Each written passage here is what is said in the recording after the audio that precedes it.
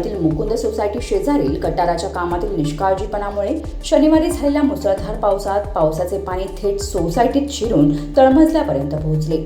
नागरिकांच्या प्रसंगावधानामुळे आणि स्थानिकांच्या तत्परतेमुळे मोठा अनर्थ टळला।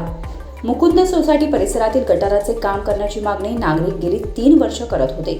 मात्र जुलै महिन्यातच ठेकेदाराने गटार बांधण्याचे काम सुरू केले। काम अर्धवट असतानाच झालेल्या मुसळधार पावसात गटाराच्या स्लॅबमध्ये कचरा अडकल्याने पाण्याचा प्रवाह पूर्णपणे बंद झाला। परिणामी पाणी थेट मुकुंद सोसायटीत शिरले आणि तळमजल्यापर्यंत साचले।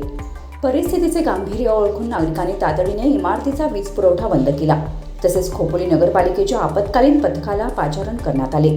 मात्र पाण्याचा वेग अधिक असल्याने सुरुवातीला गटारात उतरून काम करणे शक्य होत नव्हते। अशा परिस्थितीत नगरसेवक किशोर पाटील यांचे बंधू अमित पाटील यांनी स्वतःच्या जीवाची पर्वा न करता गटारात उतरून अडकलेला कचरा काढला।